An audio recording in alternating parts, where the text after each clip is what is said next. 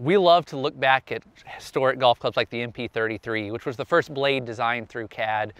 Really, that replaced the Craftsman. It gave us a lot more knowledge of control of where the center of gravity is and how it's going to flow throughout the set from top to bottom. There's some similarities to the 33, but a lot has evolved since then. The similarities are going to be from the look at address. Everything looks classic, everything looks traditional. The scoring irons of these, however, have gotten a lot smaller, a lot skinnier, lower heels, a little bit straighter lines. However, the performance has continued to evolve. They've gotten easier to hit and more forgiving, even though that look is familiar.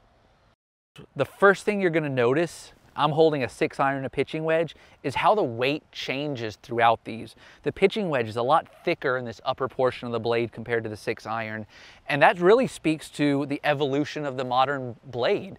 They're not all just one-piece, simple, straightforward, planar designs.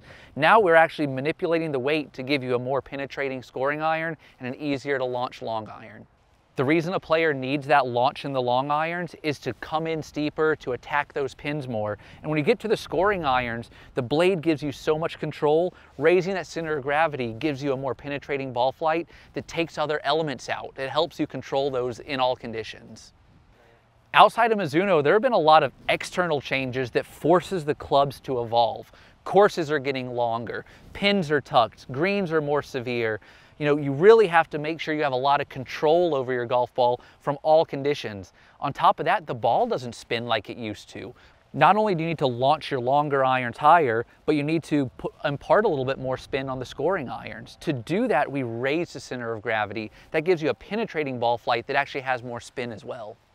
There's a number of things you do to make a golf club feel good. Just by making a blade itself doesn't naturally mean it's going to feel right. You have to reinforce strategic areas. And if you look at a Mizuno, we've traditionally had a little bit thicker top lines than a lot of our competitors on the blade.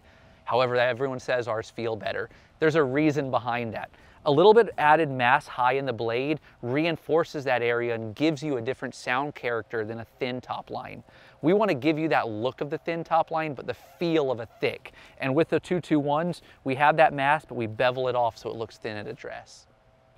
What you'll notice when you play the 221 is you have so much feel and control. That feel comes from the grain flow forging, that feel comes from the copper underlay. The control comes from really precisely controlled center of gravity locations and flow throughout the set. You're going to have very predictable ball flights and ones that you as a player are able to manipulate. We always lean really heavily on the best players in the world, and the tour gives us feedback that we couldn't even come up with. And with the 221s, there's no exception on that.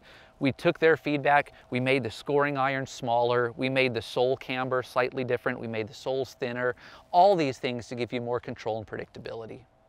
The initial feedback we've had from our early testing is just in terms of the ball flight. The ball flight's very neutral and it's a little bit flatter than blades we've had in the past, which gives the player a lot of control.